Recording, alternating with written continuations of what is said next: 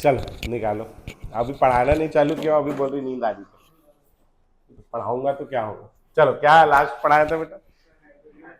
Hydrogen economy लिखाया था ना। चलो हाइड्रोजन इकोनॉमी दो चार एनसीईआरटी के पॉइंट लिखेंगे बेटा। भाई ये कहाँ से निकल के आए? अच्छा, इधर इमरजेंसी एग्जिट है पीछे ना। हाँ, वहां से एंट्री मार रहा है भाई। चलो लिखेंगे भैया दो चार point. Hydrogen provides N hydrogen provides N hydrogen hydrogen economy में लिखेंगे भैया, hydrogen provides an ideal alternative hydrogen provides an ideal alternative for fuel ideal alternative for fuel as its combustion as its वहां बैठ जाना, हाँ, as its combustion results only in water। ठीक है। Hydrogen क्यों अच्छा है? केवल उससे क्या मिल रहा है? पानी। बाकी पेट्रोल वेट्रोल के कंबशन से और क्या मिलता है अपने को? CO2 वगैरह मिलता है जो बेकार है। ठीक। अगला लिखेंगे भैया, hydrogen production must come from hydrogen production must come from splitting water splitting water using splitting water using solar energy splitting water using solar energy। Therefore hydrogen can be used as a renewable therefore hydrogen can be used as a renewable and non-polluting renewable and non-polluting source of energy renewable and non-polluting source of energy। This is the vision of hydrogen economy।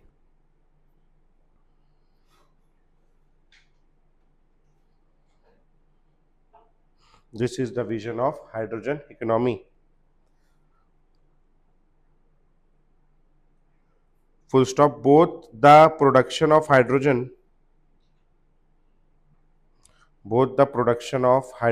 by electrolysis of water both the production of hydrogen by electrolysis of water and hydrogen combustion in a fuel cell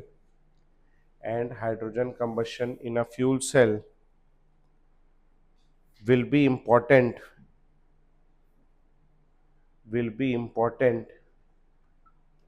in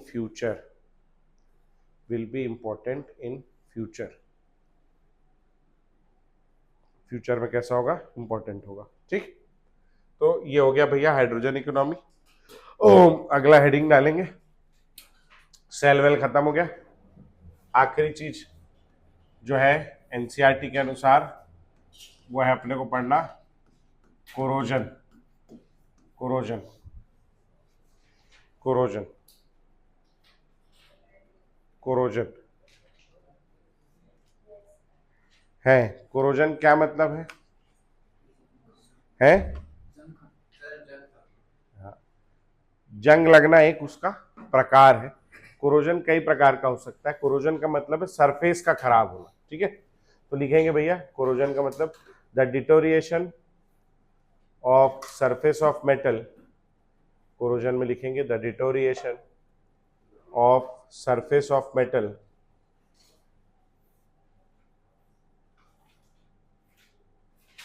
under the influence of environment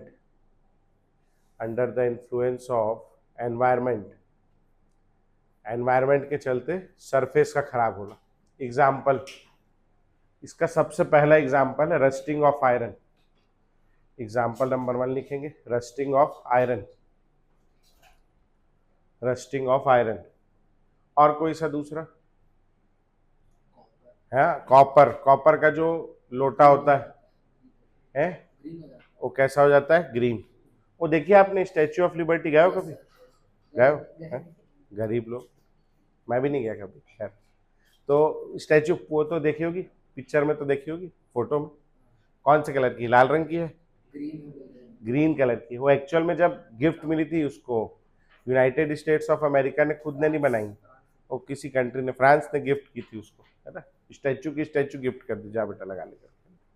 तो जब वो gift की थी वो copper की बनी हुई, तो उसके ऊपर समय के साथ साथ हरे रंग की लेयर डिपॉजिट हो गई, जैसे अपने तांबे के लोटे में हो जाती पूजा करने वाले, है ना। तो वो भी क्या है? एक प्रकार का कोरोजन है। अच्छा, कोई वहां गया स्टैच्यू ऑफ यूनिटी इंडिया वाला है? गुजरात वाला कोई गया? मैं भी गया, गई है। तो गुजरात में जो धोती है, उसमें धोती में ऐसे, है ना, दिख रहा है ना, ऐसे धागे, मतलब वो ऐसे स्ट्रिप्स पड़ रही कोरोजन की, वो कोरोजन है। वो मूर्ति भी बहुत सारी धातुओं से मिलकर बनी, जिसमें कॉपर भी, तो उसके ऊपर भी हरे रंग की लेयर जमनी शुरू हो गई। ठीक, तो उसको भी क्या बोलते हैं अपन? कोरोजन। तो लिखेंगे पहला एग्जांपल हो गया रस्टिंग ऑफ आयरन, दूसरा लिखेंगे deposition of green layer of oxide, deposition of green layer of oxide on the surface of copper, on the surface of copper। ठीक, चांदी, चांदी की पायल पहनते हैं आप लोग, तो चांदी की पायल कुछ समय के बाद पीली पड़ जाती है, काली पड़ जाती है ना, देखिए सबने। फिर आप क्या करते हो? उसको उठा के ज्वेलर के पास वापस ले जाते हैं, तो पॉलिश करके देता, फिर चमक जाती। तो काला रंग आपके महल से नहीं हुआ है ना, उसका सरफेस खराब हुआ, ऑक्साइड उसमें भी लेयर डिपॉजिट हो गई। ठीक है, तो लिखेंगे अगला तीसरा, blackening of silver objects. Blackening of silver object, silver object का काला पड़ जाना भी एक प्रकार का क्या है? कोरोजन। ठीक है ना, कई प्रकार का कोरोजन है, इसमें से एक ही हम लोगों को पढ़ना है। हेडिंग डालेंगे भैया, rusting of iron. Rusting of iron, rusting of iron, लोहे में जंग लगना, रस्टिंग ऑफ आयरन। तो लिखेंगे rusting of iron can be considered as a electrochemical process. Rusting of iron can be considered as a electrochemical process in which a part of iron object, in which a part of iron object behaves as anode. Rusting of iron can be considered as an electrochemical process in which a part of iron object behaves as anode. Anode पे क्या होता है? Oxidation. Behaves as anode where iron is oxidized. Where iron is oxidized. ठीक है, rusting of iron can be considered as a electrochemical process in which a part of iron object behaves as anode where iron is oxidized and some other part behaves as cathode. Some other part behaves as cathode where oxygen is reduced. Oxygen is reduced. ठीक, जंग कब लगता है? है जंग लगने के लिए क्या क्या चीज जरूरी? मॉइस्चर, है ना। तो लिखेंगे भैया for rusting of iron, for rusting of iron moisture, oxygen, moisture, oxygen, carbon dioxide और आयरन ऑब्जेक्ट तो चाहिए ही चाहिए, है ना, एंड आयरन आर एसेंशियल। सब होंगे तब जाके जंग लगेगा। ठीक, देखिए the mechanism of rusting of iron, the mechanism of rusting of iron is complex, the mechanism of rusting of iron is complex,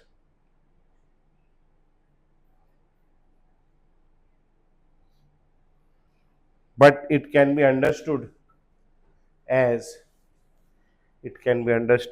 कैसे अंडरस्टूड कर सकते हैं आप देखो, it can be understood as, देखना इधर, आयरन ऑब्जेक्ट हो गया, इसका ऑक्सीडेशन हो जाएगा, सबसे पहले बनाएगा Fe+2 और 2 इलेक्ट्रॉन लूज कर देगा, ठीक है। अच्छा, अब जो है CO2 बोला मैं जरूरी है, CO2 और क्या जरूरी है, मॉइस्चर, दोनों को आपस में जोड़ो, क्या बनेगा, बनाओ H2 फिर CO3, O2 और H2CO3। H2CO3 क्या है बेटा,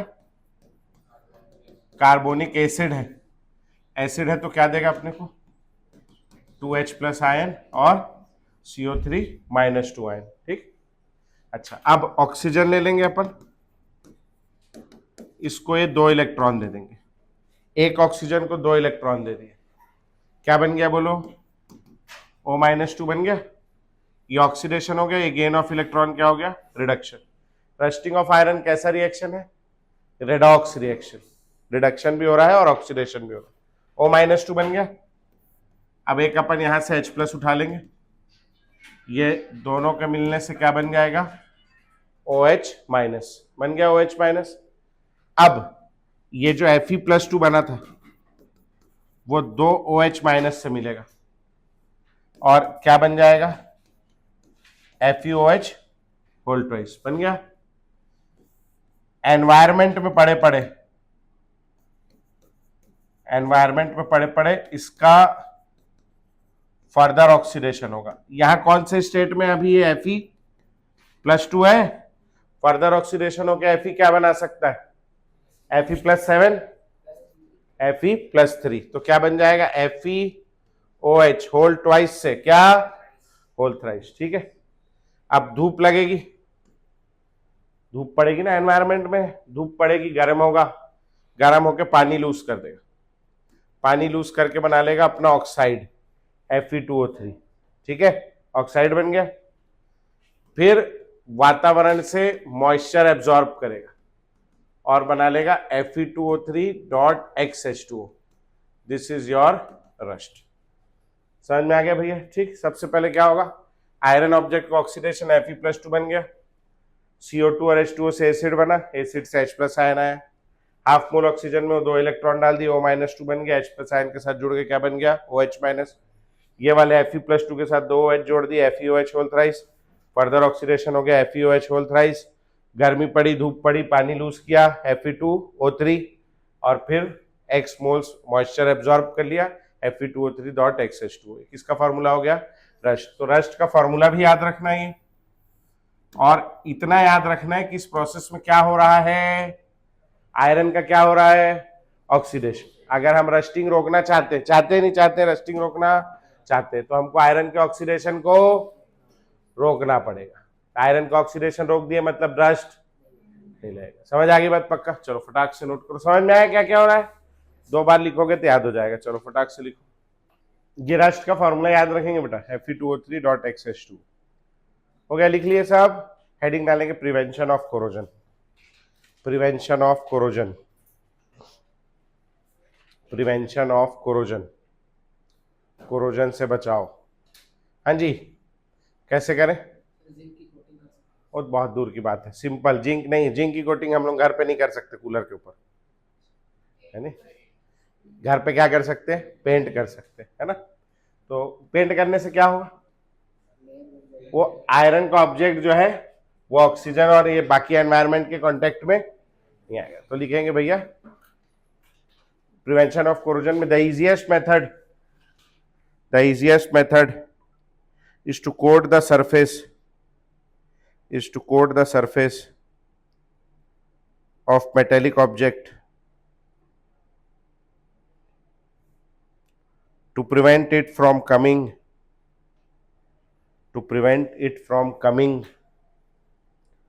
in contact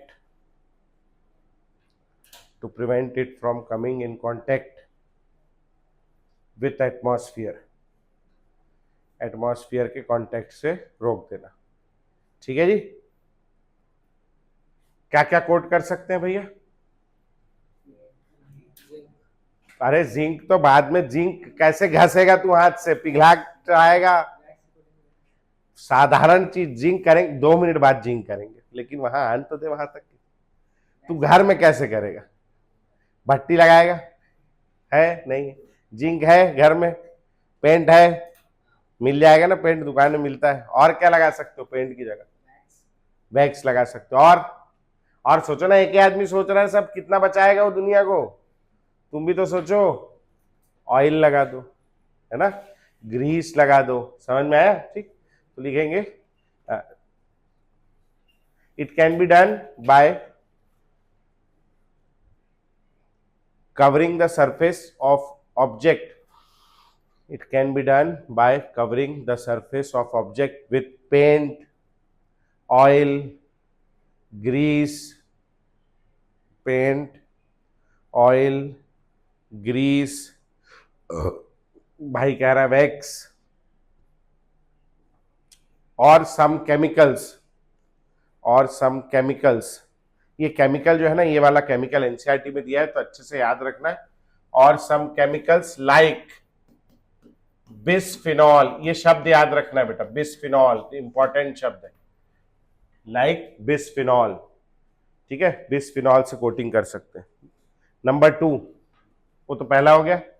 number 2, coating the surface with a layer of zinc.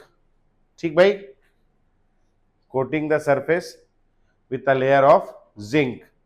क्या कहते हैं इसको? हाँ, इसका नाम है, बहुत बढ़िया, called as galvanization of iron. Coating the surface with a layer of zinc called as galvanization of iron. अब ये क्यों अच्छा है? मस्त है ये। क्यों अच्छा है?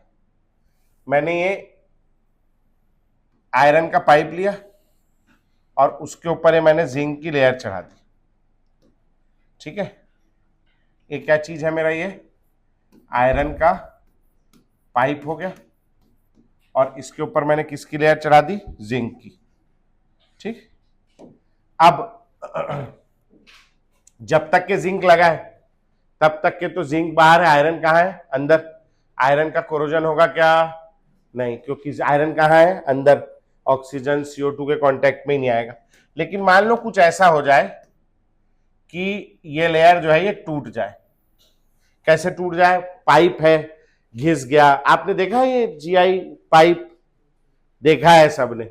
जो पुराने जमाने का लोहे का पानी वाला पाइप होता था ना, एक पानी ले जाने वाला पाइप होता था लोहे का, जो चमकता था, वो है GI पाइप। घर में आपके यहाँ बरसात में कपड़ा सुखाते होंगे छत में, तो कायम सुखाते हैं, जमीन में डाल देते हैं।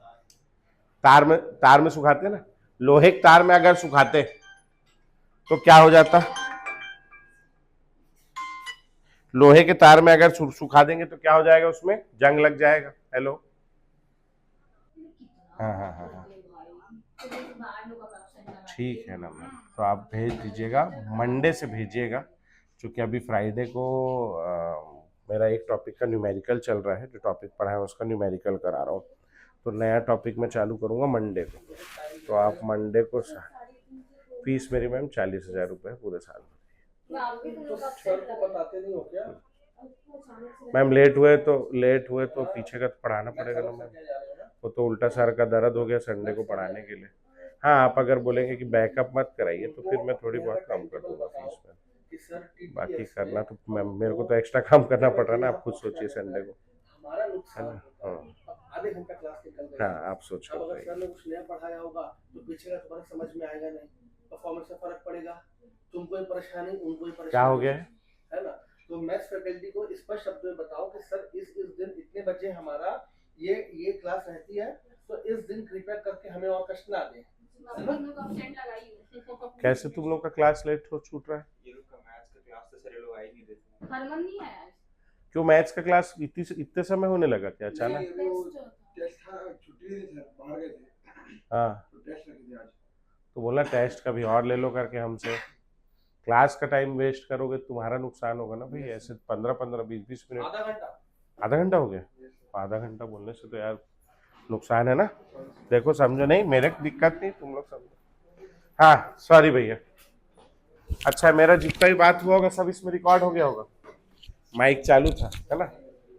हाँ 12वीं का एडमिशन भी देखना पड़ेगा ना, तुम लोग का तो फीस आ गया, दूसरों से लेंगे तब तो घर चलेगा है ना। आओ तो अभी क्या है, जो छत में आपके तार लगा है जिसमें आप कपड़ा सुखा रहे हो, वो जीआई वायर है, जीआई तार है वो, उसके ऊपर गैल्वेनाइज्ड आयरन तार है, उसके ऊपर जिंक का लेयर चढ़ा हुआ है, ठीक है ना। अब अगर ये लेयर टूट जाए, जब तक लगा है तब तक तो कुछ नहीं होगा, लेकिन अगर ये लेयर टूट जाए तो क्या होगा, लेयर टूट जाएगा तो ये एन ओ माय गॉड पाइप फट गया, माफ करिएगा है ना। लेयर टूट जाए तो ये यहां से एटमॉस्फेयर उसको टच करने लगेगा, तो ऐसे में यहां जंग लगने लगेगा। इसको जंग लगने से कैसे बचाएं, तो ये बहुत बढ़िया चीज है जिंक का कोटिंग करना। क्यों बहुत बढ़िया चीज है, अब वो याद करो, आपको इलेक्ट्रोकेमिकल सीरीज पढ़ी थी हम लोगों ने, लेके बारात, कौन कौन है ये क्या है, जिंक का लेयर, और ये क्या है, आयरन का पाइप। हाँ ये याद करो, लेके बारात कान्हा मजे से आला मन जन कर फेंक दे, मतलब जिंक के नीचे कौन आता है, आयरन। अच्छा ऊपर से नीचे जाने पे याद करो, पहले एसआरपी कैसा था, नेगेटिव, फिर हाइड्रोजन का एसआरपी 0, फिर छापा वालों का एसआरपी पॉजिटिव। तो ऊपर से नीचे जाने पर एसआरपी क्या होता है, बढ़ता है। एसआरपी बढ़ रहा है यानी एसओपी क्या होगा, कम होगा। एसओपी की बात करूं अगर मैं, जिंक और आयरन में कम हो रहा है, किसका एसओपी ज्यादा होगा, जिंक, जिंक का ज्यादा होगा, मतलब zinc has greater tendency to get oxidized, greater tendency to get oxidized. अब अगर ये दोनों यहां लेयर हट भी जाती है थोड़ी बहुत, कहीं बीच में ब्रेक भी आ जाता है, तो भी दोनों साथ में कांटेक्ट में चिपके हुए हैं, ऐसे केस में किसका ऑक्सीडेशन होगा, जिंक का। और जिंक का ऑक्सीडेशन होगा तो आयरन का ऑक्सीडेशन नहीं होगा। जिंक खुद ऑक्सीडाइज होकर क्या करेगा, आयरन के ऑक्सीडेशन को प्रिवेंट करेगा, और आयरन का अगर ऑक्सीडेशन रुक जाएगा तो रस्टिंग का क्या मतलब समझे हम लोगों ने, रस्टिंग क्या होता है, rusting is the oxidation of iron. तो अगर हम लोगों ने जिंक लगा दिया, जब तक जिंक पूरा है तब तक तो जंग लगेगा ही नहीं, लेकिन जिंक यहां से अगर हट गया तो भी क्या करेगा, जिंक ऑक्सीडाइज होने आयरन को नहीं देगा, क्योंकि जिंक का ऑक्सीडेशन पोटेंशियल, तो जिंक क्या होगा, खुद ऑक्सीडाइज होगा तो आयरन का ऑक्सीडेशन, आयरन का ऑक्सीडेशन नहीं होगा तो आयरन का रस्टिंग। तो ये अच्छा है खराब है, क्या अच्छा है, जब तक है तब तक तो बढ़िया ही है, टूट गया तो भी रस्टिंग होने नहीं। समझ में आ गई बात, पक्का ऐसा चित्र बना के ऐसा लिखो, फिर मैं वो बात लिखा रहा हूं आप लोगों को। हो गया बेटा, लिख लिए, लिखेंगे भैया, coating iron object with a layer of zinc, coating iron object with a layer of zinc is a better method to prevent corrosion,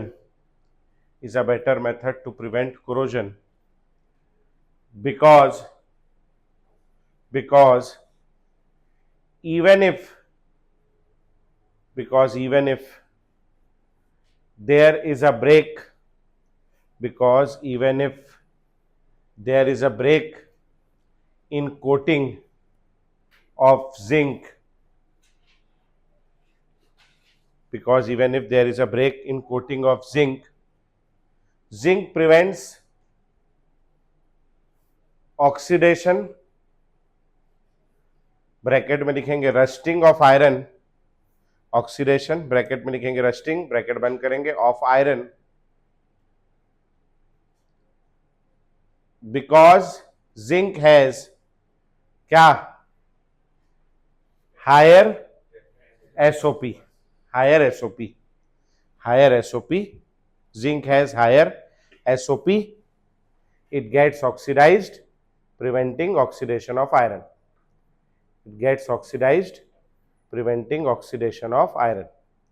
zinc has higher SOP, it gets oxidized preventing oxidation of iron। ठीक, Another method, अगली line में लिखेंगे another method is to coat iron objects.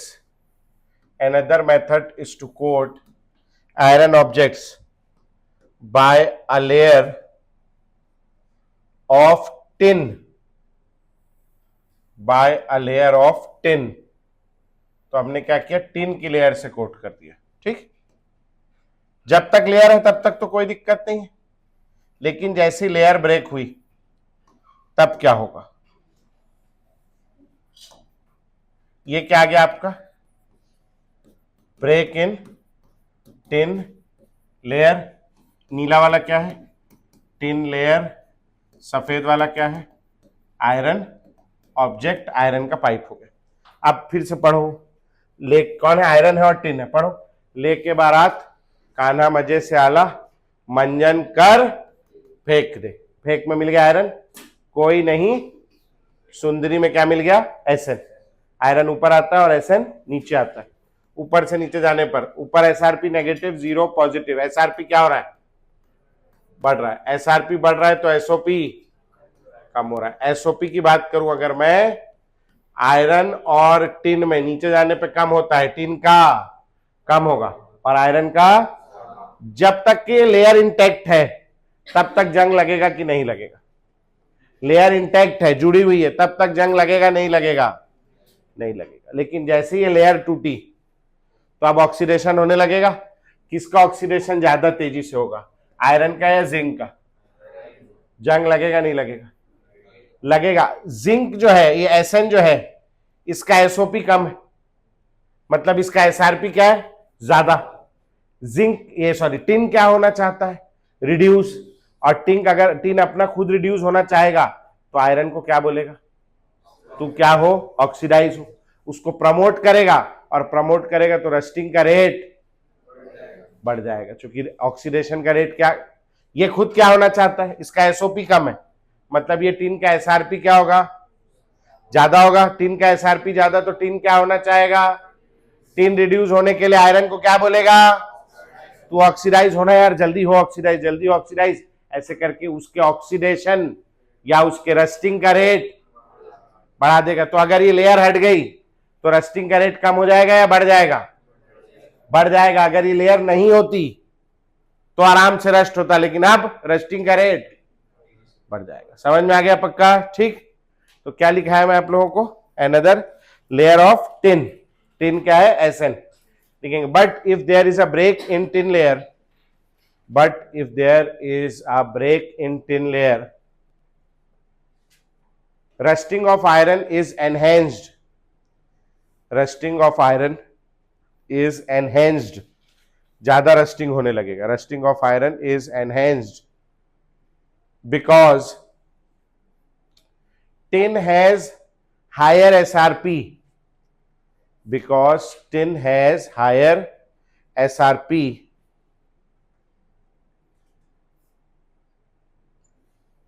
it tends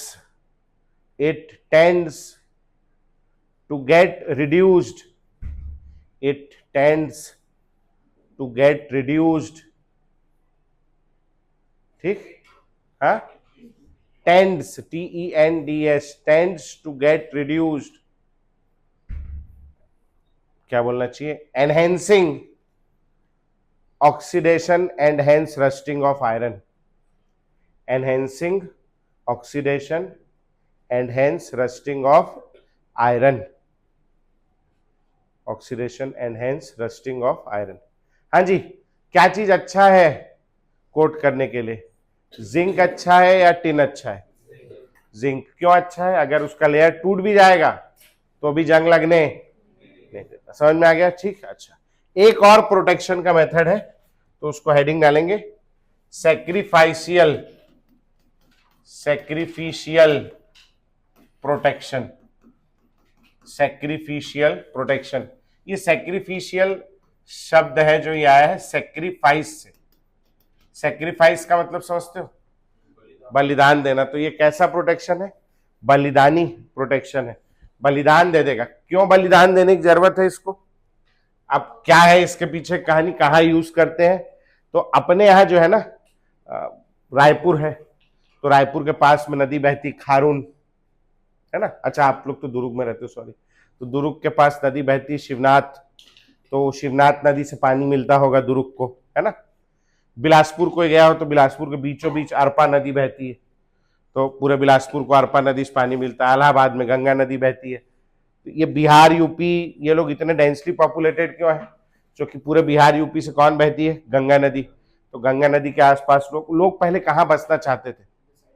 जहां नदी हो, तो क्यों नदी से पानी मिल जाए, ट्रांसपोर्ट कर लें, दुनियादारी, वहां की लैंड फर्टाइल होती थी, वहां वहां बसते थे।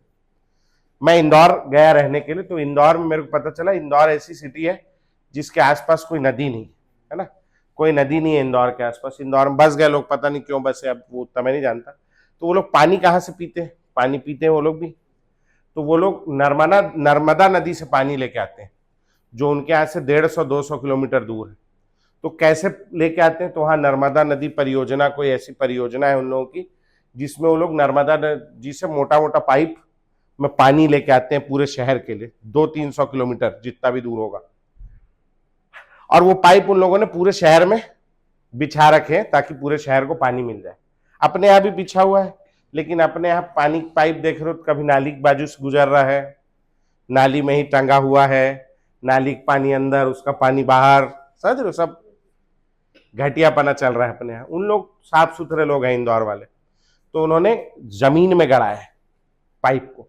और जैसे जमीन का सरफेस है ना, तो ऐसा नहीं कि यही पाइप गड़ा दिया, यही पाइप गड़ा दिया और मान लो किसी घर में बहन की शादी है और बाहर उसको पंडाल गड़ाना है, पंडाल गड़ाने के लिए उसने भाई साहब गड्ढा खोदा, पाइप फूटा और पूरा मोहल्ला पानी पानी हो गया, तो अच्छा लगेगा क्या? नहीं। तो इन्होंने ये पाइप जो दफनाए हैं या गड़ाए हैं, ये पाइप उन लोगों ने सबसे नीचे गड़ाए हैं। यहाँ बीच में वो बिजली का पाइप है, फिर वो टेलीफोन का वायर है, फिर दुनियादारी का वायर है, पीने का पानी कहाँ है? सबसे नीचे। अब ये भी तो इन्हीं लोहे के पाइपों में है, और काहे के पाइप में रहेगा? तो लोहे के पाइप में जंग लगेगा नहीं लगेगा? लगेगा, नीचे जंग लगना लाजमी है। तो इससे बचने के लिए इन लोगों ने क्या किया है? ये क्या हो गया आपका? ये हो गया सरफेस ऑफ अर्थ, है ना, सरफेस ऑफ अर्थ। और ये हो गया आपका आयरन पाइप। अब ये बहुत नीचे दफा गड़ा हुआ है, 10-15 फीट नीचे। इसमें जंग लगेगा, ये फूटेगा, इसमें लीकेज होगा, तो लीकेज ढूंढना बहुत मुश्किल। चलो ढूंढ लिए, तो 10-15 फीट गड्ढा गहरा खोद के निकाल के चेंज करना भी बहुत मुश्किल। जितना टाइम चेंज करने में लगेगा उतना टाइम पानी सप्लाई नहीं होगा, तो वो एक दिक्कत। तो इससे बचने के लिए उन्होंने क्या किया है? यहाँ ऊपर में एक चैम्बर बनाया है, मतलब ऐसा चैम्बर बनाते हैं, उन्होंने बनाया नहीं बनाया नहीं पता मेरे को। और यहाँ एक मैग्नीशियम का ब्लॉक रख दिया। काय का ब्लॉक रखा है? मैग्नीशियम का ब्लॉक। और इस मैग्नीशियम के ब्लॉक को थ्रू अ वायर इससे कनेक्ट कर दिया पाइप से, ठीक। ये आयरन का पाइप है, ये मैग्नीशियम का ब्लॉक है। लो बताओ क्या है? लेके बारात कान्हा मजे से आला, मंजन कर फेंक दे। मैग्नीशियम ऊपर आता है, आयरन नीचे आता है। ऊपर से नीचे जाने पर बोलो SRP, पहले कैसा होता है? नेगेटिव, फिर हाइड्रोजन का 0, फिर ऊपर से नीचे जाने पर SRP क्या हो रहा है? बढ़ रहा है। SOP क्या होगा? कम होगा। SOP अगर मैं देखूं मैग्नीशियम और आयरन में किसका ज्यादा होगा? मैग्नीशियम का ज्यादा होगा। मैग्नीशियम विल गेट क्या? Oxidized, and it will get oxidized, खुद ऑक्सीडाइज होगा, तो आयरन के ऑक्सीडेशन को रोकेगा या क्या करेगा? रोकेगा, है ना। Prevent oxidation of iron, iron के ऑक्सीडेशन को प्रिवेंट करेगा। आयरन का ऑक्सीडेशन नहीं होगा, मतलब क्या नहीं होगा उसका? रस्टिंग। समझ में? धीरे धीरे क्या होने लगेगा? ये खुद बेचारा ऑक्सीडाइज हो के खत्म हो जाएगा, ठीक। अब जो साइंटिस्ट हैं वो इसका भी अपन जैसे आगे अगला चैप्टर केमिकल काइनेटिक्स, उसमें ये पढ़ेंगे कि किस रेट से ये रिडक्शन, किस रेट से रिएक्शन होगा। तो साइंटिस्टों ने वो रेट निकाल लिया, और रेट निकाल के फिर कितने मोल है वो सब डिसाइड करके पता लगा लिया उन लोगों ने कि ये जो ब्लॉक है ये 3 साल के अंदर खत्म हो जाएगा। आज डेट डाल ली, आज की डेट से 3 साल बाद की डेट डाल ली, 3 साल बाद इसको रिप्लेस करना है। 3 साल बाद आए तब तक के यहाँ से क्या हो जाएगा? गायब, ऑक्सीडाइज हो गया पूरा। इसकी जगह क्या करेंगे? नया ब्लॉक रख देंगे। अब ये तो सरफेस के पास है, ऊपर चैम्बर बनाओगे, ढक्कन खोलेंगे, बदल देंगे। नीचे तक पाइप बदलने की जरूरत पड़ेगी क्या? नहीं। तो ऐसे वाले बहुत सारे लगा रखे हैं उन्होंने बीच बीच में, जहां जरूरत पड़ती वहां चेंज कर देते हैं। समझ में आया? सेक्रीफाइसियल क्यों है ये? कौन बलिदान दे रहा है अपना? मैग्नीशियम मर गया बेचारा आयरन के पाइप को बचाने के लिए। समझ आ गई बात? पक्का चित्र बना लेंगे, उतना लिख लेंगे, उतने में समझ आ जाएगा मेरे को लगता है। ठीक है, चलो आओ मॉड्यूल निकालो, 2-4 पीवाईक्यू लगाएंगे, फिर आगे बढ़ेंगे। Page number 133, page number 133, question number 39, page number जो पिछली 2 क्लास से पढ़ा है उस पर क्वेश्चन लगाएंगे। पेज नंबर 133, क्वेश्चन नंबर 39, जल्दी से। A device that converts energy of combustion of fuels like hydrogen and methane directly into electrical energy है फ्यूल सेल। तो ये जो अपना गाड़ी का इंजन होता है, ये भी तो कंबशन इंजन होता है, लेकिन इसमें कंबशन से काय में कन्वर्ट होती है एनर्जी? मैकेनिकल एनर्जी में। क्या बात, बहुत बढ़िया, वेरी गुड। मैकेनिकल एनर्जी में पिस्टन मूव करता है, इलेक्ट्रिकल एनर्जी में कन्वर्ट होती है क्या? तो ये वाला कौन सा हो जाएगा? Fuel cell. बाजू वाले पेज में क्वेश्चन नंबर 40, क्वेश्चन नंबर 40, पहला वाला क्या है? Zinc is lighter than iron, इसका कोई लेना देना है? नहीं। Zinc has low melting point, इसका भी कोई लेना देना है? दोनों में से एक है, लोअर नेगेटिव और हायर नेगेटिव। तो जिंक कहां पाया जाता है? आयरन से ऊपर। ऊपर वाला कैसा है? नेगेटिव और ज्यादा नेगेटिव। नेगेटिव से किधर आ रहा है? 0 फिर पॉजिटिव, तो ऊपर वाला क्या होगा? ज्यादा नेगेटिव। तो जिंक का इलेक्ट्रोड पोटेंशियल कैसा होगा बेटा? More negative. समझ आ गया? पक्का। चलो आगे बढ़ेंगे।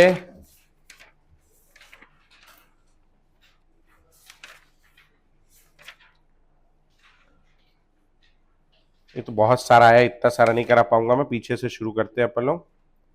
आ जाओ पेज नंबर 147, पीछे से करेंगे, उतना टाइम नहीं है अपने पास। Question number 80, page number 147, question number 80।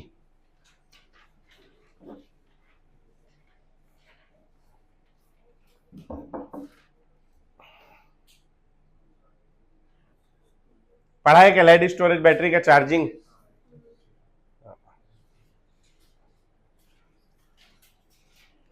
Discharging में क्या बनता है? एनोड। एनोड काय का होता है? पीबी। पीबी से क्या बनाता है? Pb+2। और वो काय का होता है? PbO2। वो भी क्या बनाता है? Pb+2। ये 0 हो गया, ये +4। ये कब की बात कर रहा हूं मैं? डिस्चार्जिंग। नॉर्मल। रिचार्जिंग में क्या हो जाएगा? इसका उल्टा। अब क्या बोल रहा है? रिचार्जिंग में oxidation state of lead changes from X1 to X2 Y1 at anode. Anode है ये वाला। कहां से कहां तक चेंज होगा बोलो? +2 से 0। उल्टा हो जाएगा, +2 से क्या? 0। और ये वाला क्या चेंज होगा बोलो? कैथोड वाला +2 से +4। अब वही मैच कर लो, क्या क्या पूछा ये? X1, हाँ, तो +2 से 0, +2 से +4। सेकेंड वाला कब पूछा है? देखो 2025 में पूछा है अभी। ठीक है, तो कोई इतना मुश्किल नहीं आता, पेपर आसान आता है। पीछे आओ, क्वेश्चन नंबर 79। ओ मैं बोल रहा था कल परसों ही 79 ट्रांजिस्टर वाला बोल रहा था ना मैं। किस में यूज होता है? ट्रांजिस्टर में कौन सा बैटरी यूज होता है? Dry cell. पेंसिल तो ऑप्शन में ही नहीं है।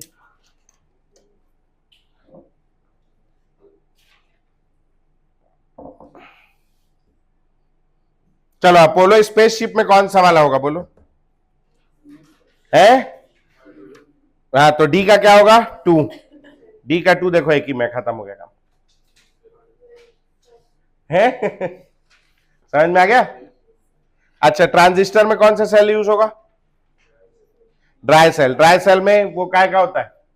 Anode zinc, zinc vessel. और कैथोड क्या होता है? Graphite rod. ठीक, तो ए का क्या हो जाएगा आपका? थर्ड। ए का थर्ड। अच्छा, हियरिंग एड कौन सा सेल यूज होता है इसमें? Mercury cell, button cell. इसका आंसर कौन सा हो जाएगा?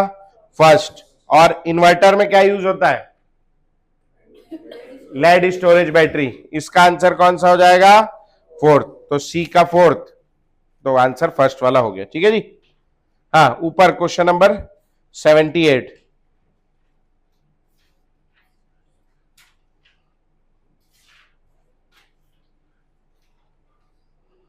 लेक्लांशियर cell converts energy of combustion into electrical energy. ये कौन करता है कंबशन इनटू इलेक्ट्रिकल एनर्जी?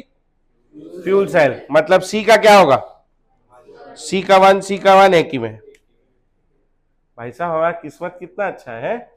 चलो बाकी एक बार चेक कर लेते हैं। निकल कैडमियम, अच्छा दूसरा वाला, does not involve any ion in solution and is used in hearing aid. Mercury cell. तो अपना मर्क्यूरी सेल कौन सा है? डी का हो गया 2।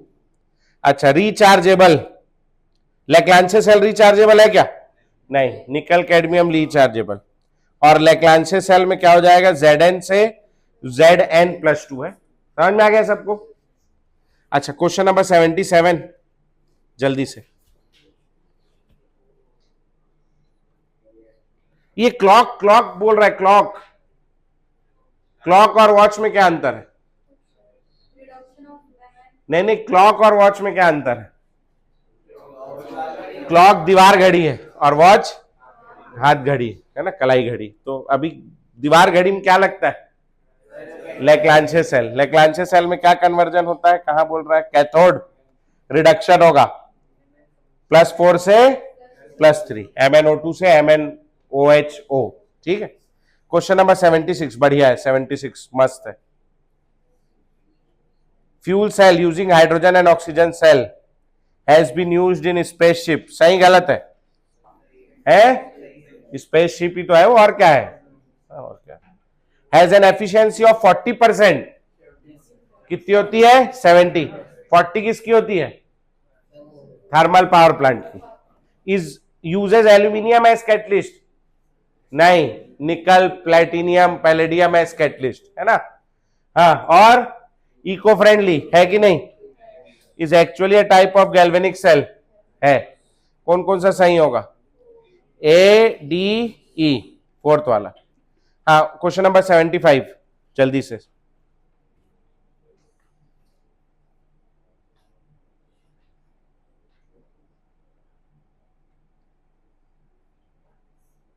The metals that are employed in battery industry are. Iron तो नहीं सुना मैंने कहीं भी।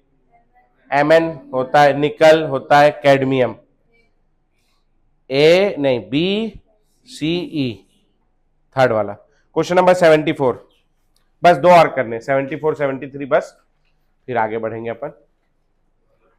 देख लो आप कितना पूछ रहा है ना, और थ्योरेटिकल एकदम।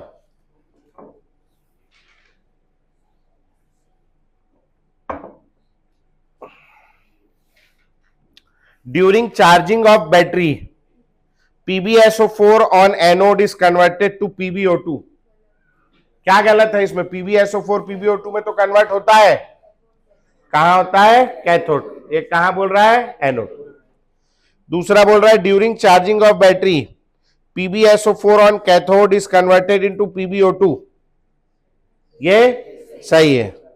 Lead storage battery consist of grid of lead packed with PbO2 as anode. सही है गलत है? क्या है? तो कहां पे होता है ये? कैथोड। ये एनोड बोल रहा है। Lead storage battery has 38% solution of sulphuric acid. सही। कौन कौन सा सही हो गया? Second and fourth, B and D. और एक ऊपर वाला और बस आखिरी 73 एकदम सड़ा सवाल है, हंसी आ जाएगा आपको पढ़ के। Hydrogen is an environmental friendly fuel. सही है गलत है? Atomic number of hydrogen is 1। सही है गलत है? सही। It is a very light element. ये भी सही है। मतलब पहला और दूसरा सही है, लेकिन एक्सप्लेनेशन है क्या उसका? क्या एक्सप्लेनेशन होगा hydrogen is environmental friendly fuel का? Its combustion produces only water. ये एक्सप्लेनेशन होना चाहिए, वो नहीं है यहाँ। समझ आ गया? चलो पेज नंबर 147। मैं अपने घर से थोड़ी छाप के डाल रहा हूं, पेपर में ऐड डाल रहा हूं, ऐसे कह रहा है मैं घर में बना रहा हूं, मशीन लगी मेरे यहाँ है। तो बेवकूफ बना, थोड़ा बहुत मेहनत। लोगों ने केवल माहौल काट रखा है कि भाई साहब ऐसा होता है ऐसा होता है। नहीं, पैसा कैसे लेंगे तुमसे, है ना? हम भी लेते हैं पैसा, लेकिन हम माहौल नहीं काट रहे, है ना? बहुत इजी पेपर है।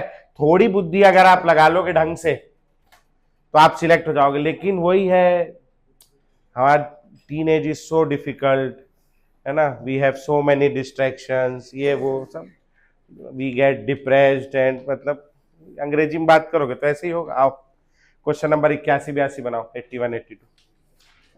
चलो 81 वाले क्या हो जाएगा बताओ भाई साहब। Galvanisation is applying a coating of zinc. पढ़ो 82 थोड़ा सा मेहनत वाला, ये पुराना भी है, 82 पढ़ो। Which of the following is not correct about rusting of iron?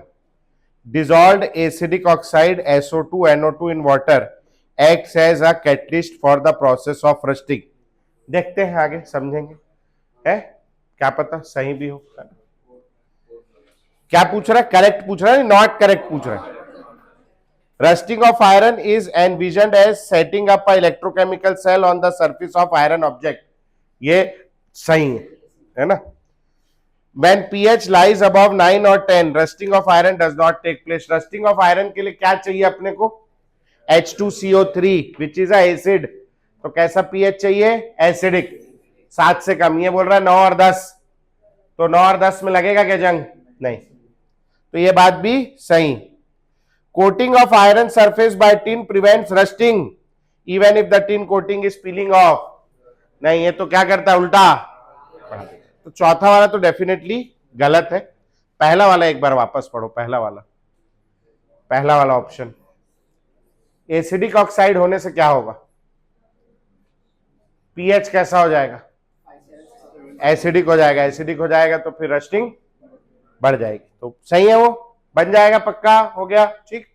अच्छा, आप देखो, आप उसके नीचे क्वेश्चन नंबर 83 से देखना शुरू करो। 83 से लेकर के ये 86 तक दिख रहा है, जेई एडवांस में भी सवाल आया है। ये जो चित्र दिख रहे हैं, इन चित्र को बोलते हैं कंडक्टोमेट्रिक टाइट्रेशन, ठीक, जो मैं अभी पढ़ाने वाला हूं, मेंस और एडवांस में आता है। स्कूल के बोर्ड में ये नहीं आएगा 100% तय। तो आप में से अगर कोई केवल स्कूल के बोर्ड की तैयारी कर रहा हो, जिसको अगले साल खेती बाड़ी करनी है, कॉलेज नहीं जाना है ना, क्योंकि कॉलेज में तो लगेगा ना कंपटीशन कोई ना कोई सा, तो आप के लिए नहीं है ये। आप चाहे घर जा सकते हैं, मैं किसी को रोक नहीं रहा हूं। जो बायो वाले बच्चे हैं, ये अभी तक के पूछा नहीं गया था, लेकिन अभी जो रीनीट का पेपर हुआ है, ये प्रैक्टिकल बुक का आइटम है, प्रैक्टिकल बुक में दिया हुआ है। कराते नहीं है ऑल दो आप लोगों को, लेकिन ये प्रैक्टिकल का आइटम है, प्रैक्टिकल बुक में दिया हुआ है एनसीईआरटी। तो जो बायो वाले बच्चे हैं, उनमें अभी एक रिलेटेड टॉपिक आया है जो कि प्रैक्टिकल बुक का है, रेडॉक्स टाइट्रेशन, जो पहले नीट में नहीं पूछता था, अभी रीनीट के पेपर में पूछा गया, ठीक। तो जो नीट की तैयारी कर रहे हैं, वो बहुत सीरियसली ना लेते हुए हल्का हल्का भी पढ़ेंगे तो काम हो जाएगा। जो जेई की तैयारी कर रहे हैं, बिल्कुल उनके लिए बहुत इंपॉर्टेंट है, सवाल आ रहा है। स्कूल वाला कोई है तो उसके लिए बिल्कुल भी इंपॉर्टेंट नहीं है, ठीक है। तो हेडिंग डालेंगे भैया, बायो वाले भी हेडिंग डालेंगे, थोड़ा बहुत पढ़ेंगे उसको, तो बहुत मुश्किल नहीं है। बायो वाले लिख लेंगे, बहुत ज्यादा इंपॉर्टेंट नहीं। कौन कौन है बायो वाला? 1 2 3, तीन ही जन हो ना, हाँ, तो तुम लोग पढ़ने के काबिल हो, पढ़ लोगे। चलो, बाकी सब मैथ्स वाले हैं, आज तुम्हारी मजबूरी है, पढ़ना पड़ेगा। ये गिरा है कागज, उठा दे दो उसको। हाँ चल, हेडिंग डालेंगे conductometric titration. Conductometric titration chapter खत्म हो गया है, ये प्रैक्टिकल वाला पार्ट है, ठीक है। Conductometric titration, titration in which end point, titration in which end point can be determined, titration in which end point can be determined by measuring conductance,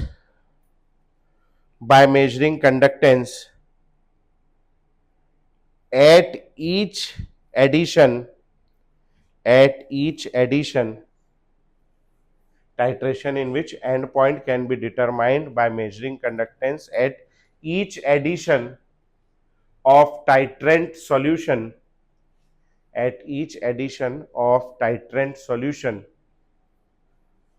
is called conductometric titration, ठीक। अब titration आप लोगों ने थोड़ा बहुत पढ़ा है, इस बार काम भी आएगा आप लोगों को। आप लोग एक ऐसा कोनिकल फ्लास्क लेते हैं। अच्छा, एक बार ये पूछ चुका है कि टाइट्रेशन में हम लोग कोनिकल फ्लास्क ही क्यों लेते हैं, ये सवाल पूछा है जिसमें जेई में या नीट में किसी एक में पूछा था, या आपसे वाइवा में पूछा जा सकता है, कोनिकल फ्लास्क ही क्यों ले रहे हैं। टाइट्रेशन तो है ना, स्कूल में करा रहे हो कि क्यों, हमको क्या पता सर, हम लोग मग्गम करा रहे हैं, जो मिल जा रहा है उसमें करा दे रहे हैं। कोनिकल फ्लास्क लेना चाहिए, क्यों कोनिकल फ्लास्क लेते हैं, सोचो, ये लॉजिकल बात है। कराइए टाइट्रेशन, थोड़ा बहुत याद है। और NaOH गिराते हैं, NaOH गिराने के बाद क्या करते हो आप लोग, ऐसे ऐसे हिलाते हो। सोचो अगर खुले मुंह का बर्तन होगा तो फेंका, स्पिल हो जाएगा, फेंका जाएगा। ये रखने से क्या होगा, सोचो 12वीं क्लास का जवान लड़का है, CBSE उसको इतना भी भरोसा नहीं कर रही कि वो ढंग से बर्तन घुमा पाएगा करके। सोचो क्या स्थिति आ गई। जो यहां भरा होता है इसको कहते हैं टाइट्रेट, ऊपर से जो धीरे धीरे डालते हैं अपन, दिस इज कॉल्ड टाइट्रेंट। समझ में आ गया सबको, ठीक। तो धीरे धीरे टाइट्रेंट ऐड करेंगे, और टाइट्रेंट ऐड करने के बाद कंडक्टेंस मेजर करेंगे। क्या करना है, अब तो मैं इधर से जाऊंगा तो वहीं बन जाएगा, तो कर दे, 2 मिनट लगेगा।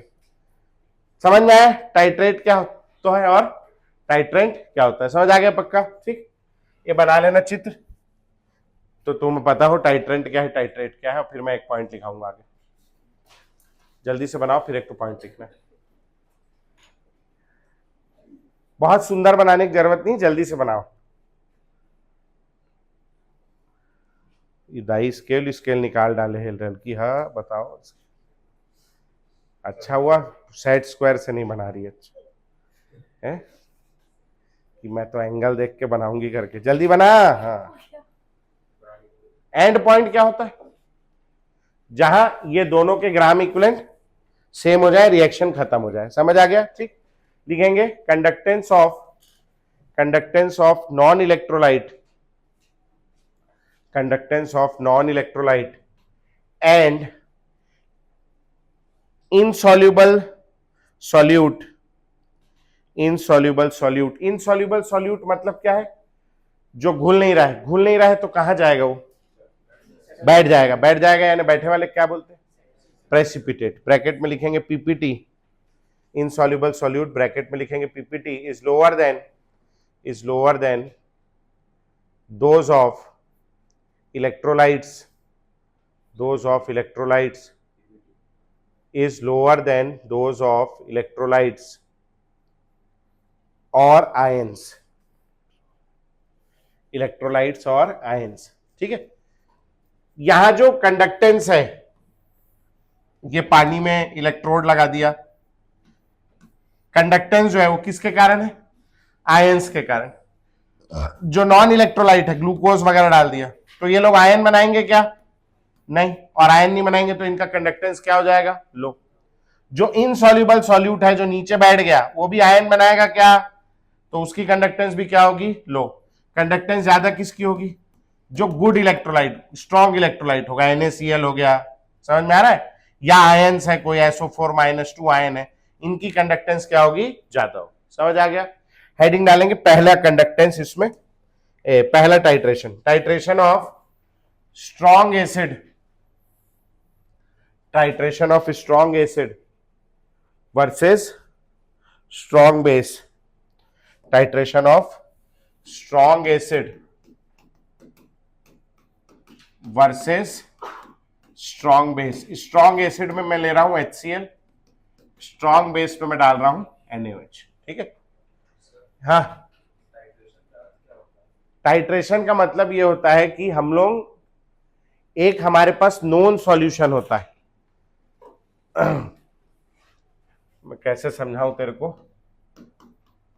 एंड पॉइंट पे जो है दोनों के रिएक्शन खत्म हो गया, मतलब दोनों के ग्राम इक्विवेलेंट क्या हो गए, सेम।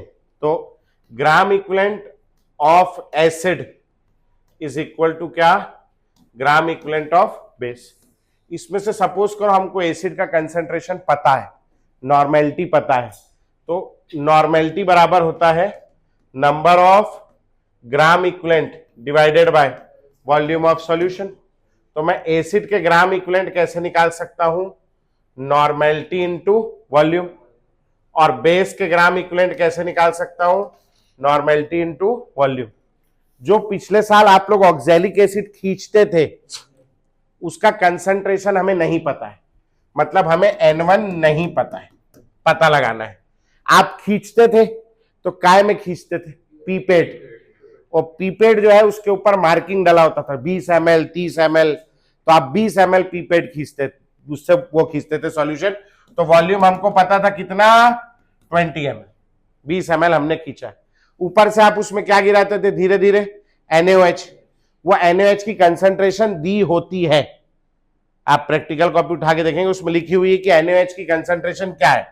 तो N2 हमें पता है, सपोज करो 0.1 नॉर्मल है। अब आप क्या करते हो, धीरे धीरे धीरे धीरे वो कम होता है, उसमें उल्टा रीडिंग होता है, कभी देखना जाके उल्टा रीडिंग, ऊपर कितना होता है 0 और नीचे मान लो 100 है। अब 0 से कम हो रहा है, उल्टा रीडिंग है, 20 ml गिर गया, कहां तक आ गया 20, 40 ml गिर गया, कितना रीडिंग आ गया 40। मान लो आपका 40 रीडिंग आ रहा है, मतलब आपने कितना NaOH यूज कर लिया 40, तो आपको इसका V2 पता चल गया 40 ml, यहां पुट कर दोगे। N1 नहीं पता, इसकी जगह 20 ml, N2 0.1 और ये 40 ml, कट के आपको क्या पता चल जाएगा N1। तो टाइट्रेशन क्या है, टाइट्रेशन एक ऐसा प्रोसेस है, ये भी वाइवा में पूछ सकता है आपसे प्रैक्टिकल में, व्हाट इज टाइट्रेशन, एकदम सिंपल, और यही नहीं बताता बच्चा। और आप लोग यकीन नहीं मानेंगे, आप लोग पिछले साल सिंगल टाइट्रेशन करते थे, इस साल आप लोग डबल टाइट्रेशन करोगे। डबल टाइट्रेशन कर रहा बच्चे, टाइट्रेशन नहीं पता क्या होता है। क्या है titration, it is the process to find concentration of an unknown solution by using a known solution. दूसरा वाला नोन है, पहला वाला क्या है अननोन। समझ में आ गया आप क्या होता है टाइट्रेशन। चलो, तो अब इसमें हम लोग क्या करते हैं, इसमें हम लोग ग्राफ बनाते हैं। ये खैर ये एसिड बेस्ड टाइट्रेशन था, अपन ये वाला पढ़ रहे। इसमें एक हमको ग्राफ बनाना है, इधर हम लोग लेंगे कंडक्टेंस और इधर लेंगे अपन लोग volume of strong base added, strong base add किए। यहां पे क्या है मेरे पास, V इज इक्वल टू कितना है 0 ml। समझ में आया। तो शुरुआत में at T is equal to 0 volume of NaOH added, जब आपको खींच के लेके आए तब उसमें NaOH डाले हो क्या, आप डालना शुरू करोगे। तो शुरू करते समय वॉल्यूम ऑफ NaOH एडेड कितना है 0 ml। तो हमारे पास क्या है, ये तो डाला नहीं, तो मेरे पास क्या है, ओनली वी हैव ओनली क्या, स्ट्रॉन्ग एसिड। स्ट्रॉन्ग एसिड है एसिड। अच्छा अब ये बताओ स्ट्रॉन्ग एसिड कैसा इलेक्ट्रोलाइट है, स्ट्रॉन्ग इलेक्ट्रोलाइट है कि वीक इलेक्ट्रोलाइट है। स्ट्रॉन्ग इलेक्ट्रोलाइट है तो इसका कंडक्टेंस कम होगा ज्यादा होगा, तो इसका कंडक्टेंस जो है वो कैसा होगा, ज्यादा। तो शुरुआत में कंडक्टेंस कैसी होगी, ज्यादा। समझ में आ गया पक्का, ठीक। एज टाइम इंक्रीजेस, धीरे धीरे हम लोग क्या कर रहे हैं, अब इसमें NaOH डाल रहे हैं, मतलब हमने क्या लिया HCl लिया कोनिकल फ्लास्क में, ऊपर से धीरे धीरे क्या डाल रहे हैं NaOH। क्या होगा, HCl में क्या मिला रहे हैं NaOH, धीरे धीरे रिएक्शन होगा, H plus Cl minus Na plus OH minus, क्या रिएक्शन होगा बोलो, NaCl और H2 होगा। ये H2O तो पानी है, प्योर वाटर इज अ, टूटेगा नहीं टूटेगा, नहीं टूटेगा। गुड कंडक्टर होता है poor conductor, pure water poor conductor, तो ये तो पुअर कंडक्टेंस है, अपने काम का ही नहीं, ठीक। अच्छा NaOH आपने डाला, कितना NaOH डाला आपने, HCl लिया था सपोज करो, है ना, थोड़ा 20-25 ml लिया था HCl शुरुआत में, आपने ऊपर से क्या डाला NaOH, कितना NaOH डाला, बूंद बूंद करके डालते हैं ना, 2 4 10 बूंद डाला, NaOH बचेगा, NaOH खत्म हो जाएगा, है NaOH बचेगा, खत्म हो जाएगा, खत्म हो जाएगा। क्यों खत्म हो जाएगा, क्योंकि वो तुरंत किससे रिएक्ट कर लेगा, HCl।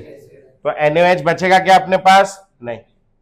HCl रिएक्ट करके क्या बनाएगा, तो अपन ये बोल सकते हैं HCl से क्या बन रहा है, NaCl।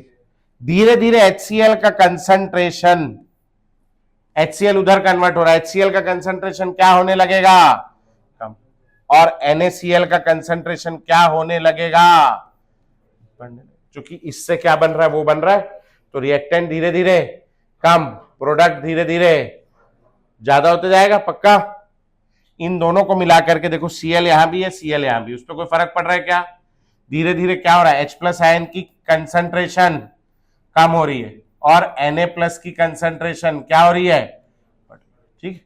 एक दिन मैं आप लोगों को लिखाया था कंडक्टेंस आयंस की, H+ की, OH- की, कोलरॉस लॉ के बाद में, इलेक्ट्रोलिसिस के जस्ट पहले क्वेश्चन भी किया था, जरा पीछे जाना, वो जिसमें हाइड्रेशन वाला डायग्राम पढ़े थे अपन लोग, पानी जोड़ा था मैं, देखो जरा जाके पीछे मिलेगा।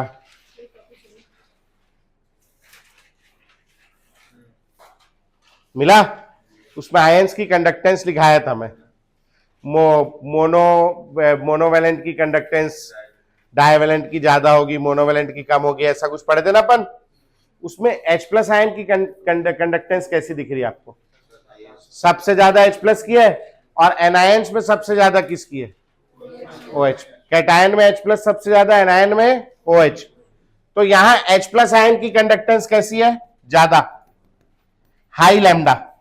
Na+ का लैम्डा कैसा है, लो लैम्डा। अब आप खुद सोचो, जिसका कंडक्टेंस ज्यादा है वो वाला आयन कम हो रहा है, और जिसका कंडक्टेंस कम है वो आयन बढ़ रहा है। जो तेज दौड़ता था उसकी संख्या कम हो रही, जो धीरे दौड़ता है उसकी संख्या, तो धीरे धीरे दौड़ने का जो वो है क्षमता है वो बढ़ जाएगा, कम हो जाएगा।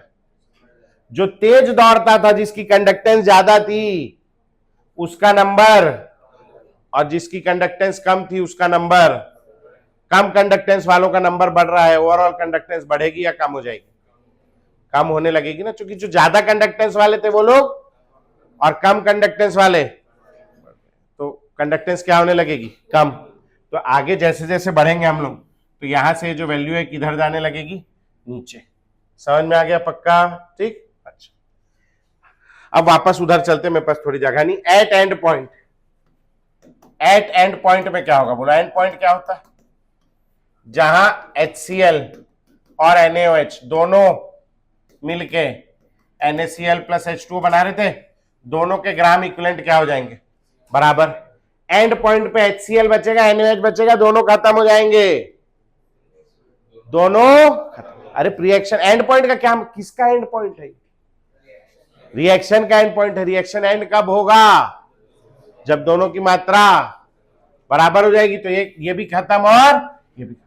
समझ में आए, NaCl बचेगा अपने पास, वी हैव ओनली क्या, NaCl। समझ में आ गया। आफ्टर एंड पॉइंट क्या होगा, रिएक्शन खत्म हो गया, अभी पिछले साल कराया टाइट्रेशन, रिएक्शन खत्म हो जाता था, बस यहीं तक करना है। कैसे पता चलता था आपको, पिंक कलर आ जाता था, क्योंकि आप लोग फिनोप्थिलीन इंडिकेटर डालते थे। यहां हम कोई इंडिकेटर नहीं डाल रहे हैं, कंडक्टेंस मेजर करना ही हमारा इंडिकेटर बनेगा। रिएक्शन खत्म हो गया, ये दोनों खत्म हो गए, मर गए, केवल NaCl बचा है, तो अंदर से NaCl चिल्लाएगा क्या, हो गया रिएक्शन, नहीं। अपने को आवाज से पता चलेगा क्या, नहीं। हम क्या कर रहे हैं, धीरे धीरे NaOH डाल रहे हैं, हमको नहीं पता चला खत्म हो गया, हम डालते रहेंगे, हम डाले जा रहे हैं NaOH। एंड पॉइंट के बाद मेरे पास NaCl है, HCl बचा है क्या, नहीं। NaOH मैं डाल रहा हूं, तो धीरे धीरे क्या होगा बोलो, NaOH का कंसंट्रेशन बढ़ता जाएगा। NaOH कैसा इलेक्ट्रोलाइट है, स्ट्रॉन्ग इलेक्ट्रोलाइट है, वीक इलेक्ट्रोलाइट, और स्ट्रॉन्ग इलेक्ट्रोलाइट है, अगर ये बढ़ता जाएगा तो कंडक्टेंस का वैल्यू बढ़ता जाएगा। समझ में आया। तो अब देखो, आप पहले ज्यादा था, फिर कम होने लगा, और एंड पॉइंट के बाद कंडक्टेंस वापस बढ़ने लगा, तो हमको यहां से कंडक्टेंस क्या दिखेगा, वापस बढ़ता हुआ दिखेगा। तो जो सबसे लोएस्ट पॉइंट होगा ये कौन सा पॉइंट होगा बोलो? ये पॉइंट होगा एंड पॉइंट। चूंकि एंड पॉइंट पे कंडक्टेंस सबसे कम थी, उसके बाद क्या होने लगी? बढ़ने लगी। समझ में आया? पक्का? कैसे कैसे हुआ? ठीक, चलो एक बार और देखो। शुरुआत में हमारे पास, शुरुआत में यहां volume of strong base 0 ml, strong base नहीं डाला है, हमारे पास केवल HCl है। HCl एक स्ट्रॉन्ग इलेक्ट्रोलाइट है, इसका कंडक्टेंस कैसा होगा? ज्यादा। जैसे जैसे आगे बढ़ेंगे हम NaOH डालेंगे, रिएक्शन होगा, NaOH 2 बूंद डाला, खत्म हो गया। NaOH के डालने से HCl किस में कन्वर्ट हो गया? NaCl। HCl NaCl में कन्वर्ट हो गया। HCl की कंसंट्रेशन कम होते जाएगी, NaCl की बढ़ते जाएगी।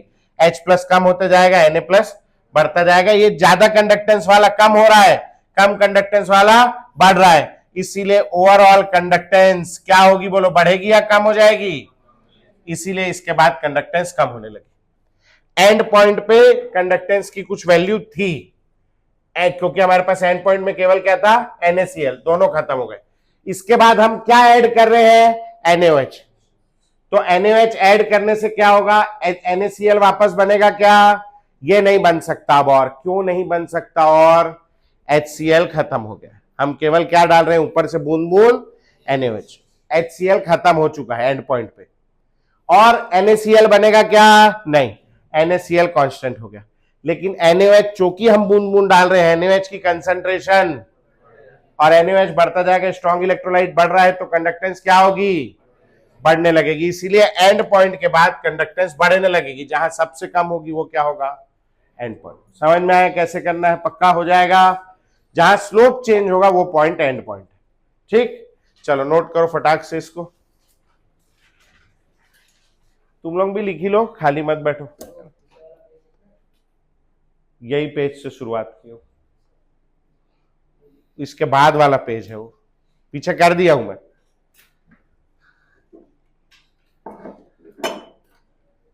पीछे कर दिया हूं, है ना। लखनऊ में कोचिंग सेंटर में आग लग गई। उस कोचिंग सेंटर में आग लगने से 15 लोग गुजर गए। तो पूरे भिलाई में जो है कोहराम मचा हुआ है। बाजू की 4 कोचिंगें सील हो चुकी हैं। फायर एक्सटिंग्विशर हमारे पास, देखो फायर एक्सटिंग्विशर भी है ना, हर जगह है हमारे यहाँ, आगे भी रखा है, यहाँ भी रखा है। हमारे 3 ठोक सेफ्टी एग्जिट है। एक तो वो है जहां से आप लोग एंट्री एग्जिट करते हो, एक पीछे भी है वॉशरूम के बाजू से रास्ता बाहर जाने का, एक ऊपर सीढ़ी से जाकर के आप ऐसे घूम के भी जा सकते हो बाहर, है ना। हाँ, मतलब एक ये इसके ऊपर वाला फ्लोर है जो, उसका भी रास्ता अपने ऑफिस में निकलता है। तो ऐसे अपने पास है एग्जिट 2-4 ठोक। लेकिन अभी ये टेंशन हो रही कि हमको भी, उनको चाहिए स्प्रिंकलर ऊपर में, अभी स्प्रिंकलर कहाँ से लाएं? उनको चाहिए खिड़की, तो अब मैं खिड़की ले दूं बाजू में, तो बाजू में तो दूसरा कोचिंग है, वहां खिड़की हो जाएगा तो वहां के बच्चा यहाँ के बच्चे, यहीं नहीं संभल रहा है, बात करता है इतना, आजू बाजू वाला बात करने लगेगा, है ना। तो खिड़की तो बन ही नहीं सकता, तो बड़ा दिक्कत है, खिड़की ढूंढ रहे हो लोग। वो तो मैं लड़ लड़ के ही एग्जॉस्ट लगवाया हूँ शुरू में, नहीं तो वो लोग तो बोल दिए थे अरे इतना अच्छा दीवार ये बना है, इसमें कहाँ प्लास्टिक का एग्जॉस्ट लगाएंगे, अच्छा नहीं लगेगा। मैं बोला मर जाएंगे अंदर जो बैठे हैं, एग्जॉस्ट लगाओ। तो लड़ लड़ के एग्जॉस्ट लगाए, नहीं तो एग्जॉस्ट ने, अरे बहुत जरूरी है क्या? नहीं तो चला लोगे तो नहीं चल जाओ ना, पागल है, सांस नहीं ले पाएंगे। ये लोग तो ठीक है, तो बैठे हैं, सबसे ज्यादा दिक्कत मेरे को होगी। मैं शुरू में पहले दिन बोला था यहाँ मेरे को एक तो पंखा चाहिए करके, वो पंखा आखिरी तक के नहीं लगा, फिर मैं लगवाया। बोले ये तो लगा दिए, वो ये सोच रहे हैं कि यही पैसा देने वाला आदमी यही काम का है बस। भैया हम भी इंसान हैं यार, हमारे लिए भी कुछ सोचो। नहीं, इस टाइप का है, बना लिए। नेक्स्ट लिखेंगे टाइट्रेशन ऑफ, जबकि पैसा मैं ही दे रहा था, है ना, तो भी कदर नहीं। Titration of weak acid versus strong base, titration of weak acid, titration of weak acid versus strong base, थोड़ी देर में समझ आ जाएगा। वीक एसिड हमने ले लिया CH3COOH, स्ट्रॉन्ग बेस हमने ले लिया NaOH। ग्राफ बनाना है वही वाला, फिर से इधर लेना है कंडक्टेंस, यहां लेना है volume of strong base added, यहां शुरुआत में V is equal to 0 ml। आओ भैया, at T is equal to 0 volume of NaOH added is equal to कितना होगा 0। अभी डाला है क्या कुछ भी नहीं, अभी डालेंगे, अभी शुरू किया है। वी हैव ओनली क्या, we have only weak acid. Weak acid कैसा इलेक्ट्रोलाइट है, स्ट्रॉन्ग इलेक्ट्रोलाइट है वीक इलेक्ट्रोलाइट, वीक इलेक्ट्रोलाइट का कंडक्टेंस कम होगा ज्यादा होगा, तो इसका लैम्डा कम होगा। तो आप देखो पीछे वाले ग्राफ में, आपका ग्राफ कहां से शुरू हुआ है, ऊपर से, ये वाले ग्राफ में कहां से शुरू होगा, नीचे से। कितने होशियार हो यार, है। चल, एज टाइम इंक्रीजेस हम लोग बूंद बूंद NaOH डाले जा रहे हैं। किस में डाल रहे हैं, CH3COH में। क्या डाल रहे हैं, NaOH। क्या ये H प्लस दे देगा एसिड, ये OH माइनस दे देगा, दोनों में रिएक्शन हो जाएगा, CH3CO minus Na plus plus H2O। Acid plus base gives salt plus water. Water कैसा इलेक्ट्रोलाइट है, वीक। गोली मारो। NaOH आपने 2-4 बूंद डाला और डालते उसने रिएक्शन कर लिया, NaOH बचा है या खत्म हो गया, खत्म हो गया। बूंद बूंद डाल रहे हो तुरंत रिएक्ट कर ले रहा है, NaOH खत्म। धीरे धीरे क्या हो रहा है, CH3COOH किस में कन्वर्ट हो रहा है, CH3CO माइनस और Na प्लस हो रहा है कन्वर्ट, पक्का, ठीक। धीरे धीरे एसिटिक एसिड की मात्रा बढ़ेगी या कम हो जाएगी, कम हो जाएगी, और CH3COO माइनस Na प्लस की मात्रा बढ़ जाएगी। ये कैसा इलेक्ट्रोलाइट है, वीक इलेक्ट्रोलाइट। और ये सॉल्ट है, ये आयन में देखो टूट चुका है पहले ही, माइनस प्लस, इसका कंडक्टेंस क्या होगा ज्यादा। ये स्ट्रॉन्ग इलेक्ट्रोलाइट, स्ट्रॉन्ग इलेक्ट्रोलाइट। और ये कौन सा है, वीक इलेक्ट्रोलाइट कम हो रहा है, स्ट्रॉन्ग इलेक्ट्रोलाइट बढ़ रहा है। धीरे धीरे क्या होगा बोलो, तो कंडक्टेंस बहुत बढ़िया, कंडक्टेंस क्या होगी, तो ग्राफ किधर जाएगा, ऊपर जाने लगा, ऊपर, पक्का। नेक्स्ट आ जाते हैं इसके आगे, at end point. At end point पे क्या होगा, एट एंड पॉइंट पे अपने पास क्या क्या चीज है भाई, CH3COH और NaOH दोनों मिलके क्या बना रहे हैं, CH3COO Na, है ना, और H2O। हाँ जी, तो ये भी खत्म, ये भी खत्म, दोनों खत्म। वी हैव ओनली क्या, CH3CO माइनस और after end point. End point के बाद भी हम लोग क्या कर रहे हैं, बूंद बूंद NaOH डाल रहे हैं, तो NaOH की कंसंट्रेशन। अच्छा ये बताओ आप, CH3CO माइनस और Na प्लस एंड पॉइंट पर ये खत्म हो गया, हम क्या डाल रहे हैं, NaOH।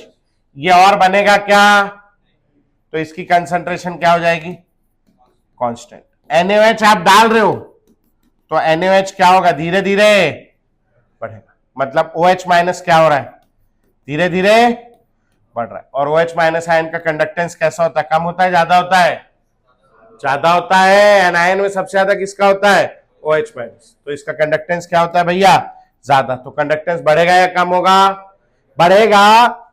पहले जितना बढ़ रहा था उससे तेजी से बढ़ेगा, क्योंकि क्या है अब OH, तेजी से बढ़ेगा, तेजी से बढ़ेगा तो स्लोप चेंज हो जाएगा। जिस पॉइंट पे स्लोप चेंज हुआ, ये पॉइंट कौन सा पॉइंट कहलाएगा बोलो, समझ आ गया। चलो फटाक से नोट करो।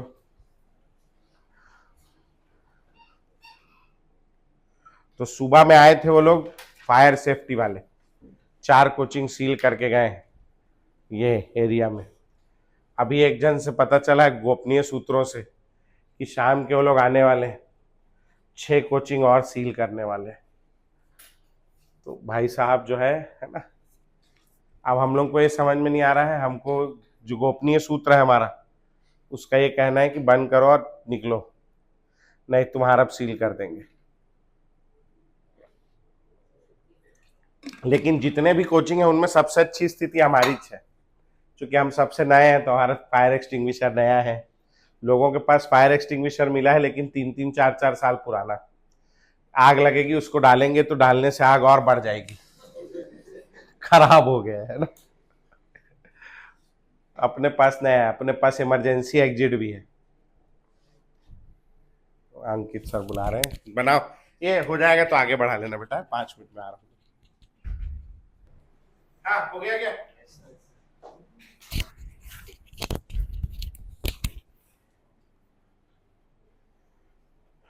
समझ में आया? अब इसके बाद वाला चूंकि आप लोग को स्वयं करना है, मैं नहीं करूंगा। इसके बाद वाला आप लोग स्वयं करेंगे।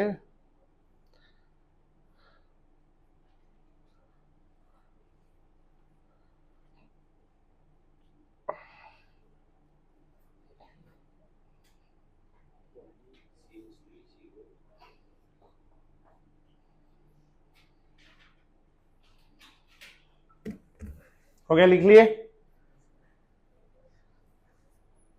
जल्दी करो।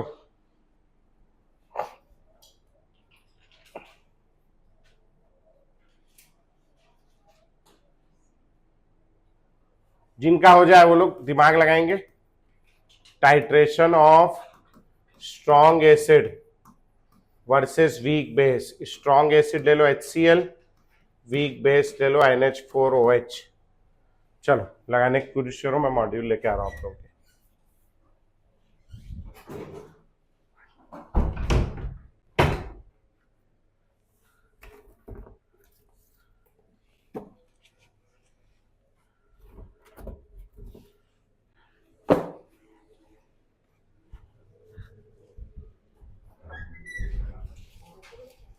हैं? ग्राफ देखना चाहती है गुड़िया? वापस ये वाला टाइट्रेशन बनाएंगे बेटा। चलो, ये मॉड्यूल अगले चैप्टर की।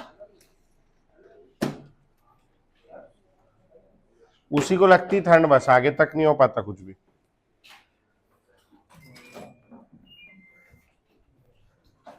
ये वाला टाइट्रेशन करना है, जल्दी जल्दी दिमाग लगाना है, समय नहीं है। हाँ, कॉपी में बनाना है चित्र, जल्दी।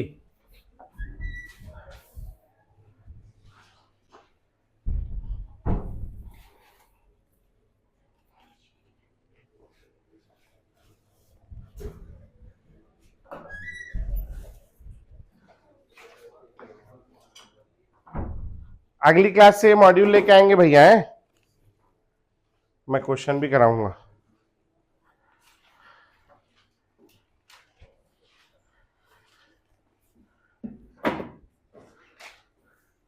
एक उसकी जल्दी। Titration of strong acid versus weak base.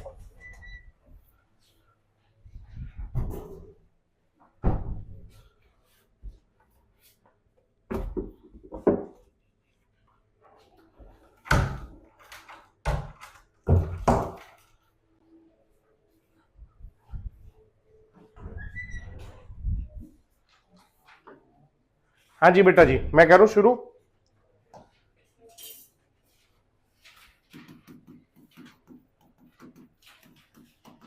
Strong acid versus weak base. ये इधर ग्राफ बनेगा। Volume of weak base added, इधर आ गया कंडक्टेंस का लैम्डा। हाँ जी, at T is equal to 0 ये ले लिया HCl और ये ले लिया NH4OH। हाँ जी, T इक्वल टू 0 पे। अबे AC सही बंद करवा दिया भाई तेरे। हम लोग, तुम लोग 2 हो, हम इधर 20 हैं। हाँ हाँ, अरे यार सही में। चलो ठीक है, 5 मिनट जल्दी से देखो, फिर जाऊंगा, मैं बोल दूंगा। देखो at T is equal to 0, ये इसका वॉल्यूम कितना होगा? 0। तो volume of NH4OH added is equal to 0 ml। We have only क्या भैया? HCl। HCl कैसा इलेक्ट्रोलाइट है? और स्ट्रॉन्ग इलेक्ट्रोलाइट है, तो लैम्डा कम होगा ज्यादा होगा? ग्राफ नीचे से शुरू होगा ऊपर से। चलो आगे बढ़ो, मैं इतनी मदद कर दिया, सब थोड़ी करूंगा मैं। जल्दी सोचो जल्दी, मैं एसी चालू करवाता हूँ। अरे एसी क्यों बंद कर दिया भाई हमारा? बंद हो गया क्या? हाँ है? हाँ तो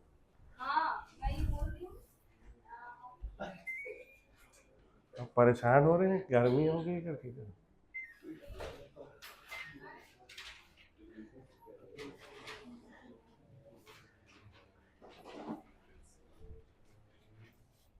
जल्दी करो जल्दी सर, 5 मिनट ज्यादा पढ़ा लूं क्या?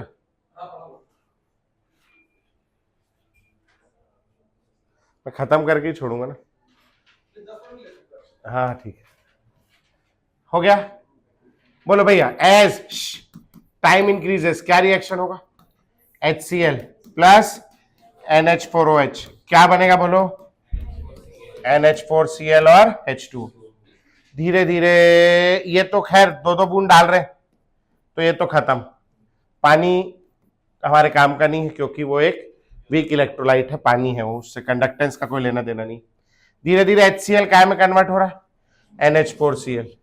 HCl का कंसंट्रेशन धीरे धीरे और NH4Cl का कंसंट्रेशन धीरे धीरे, H प्लस आयन कम हो गया और NH4 प्लस आयन बढ़ गया। दोनों में से ज्यादा कंडक्टेंस किसका था?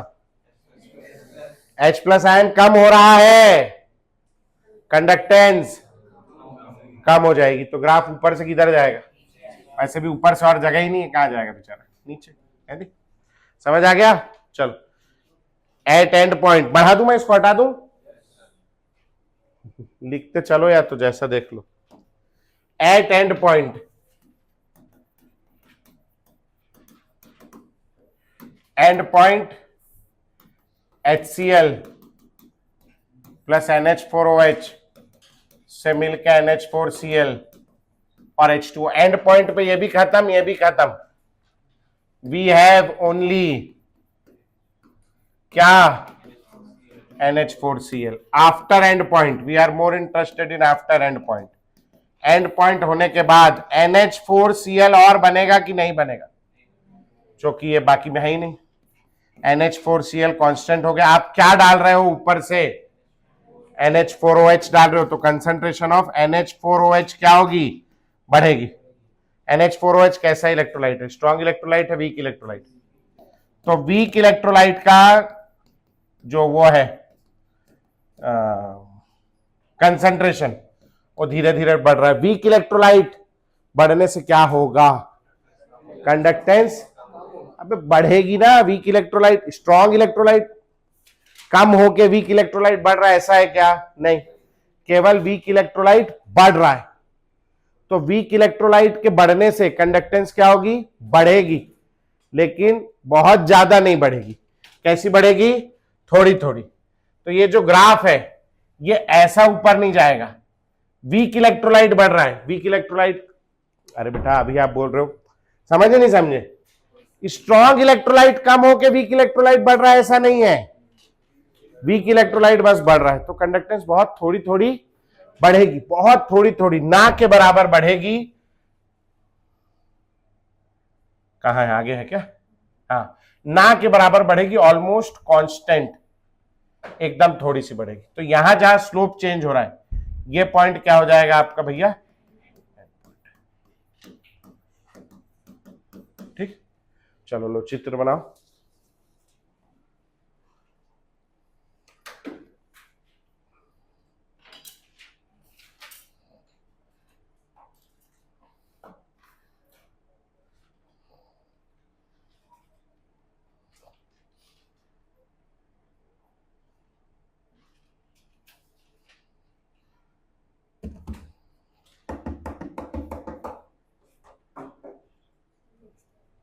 लिख ली, चित्र बना ली। बाकी लोग का हो गया? हटाओ मैं, जिनका पूरा हो जाएगा लिखना। आखिरी टाइट्रेशन बचा है, 2 मिनट आप लोग अपने जीवन का लगाएंगे और titration of weak acid versus weak base. आज कौन सा वार है? थर्सडे ना। हो गया बेटा। Weak acid versus weak base.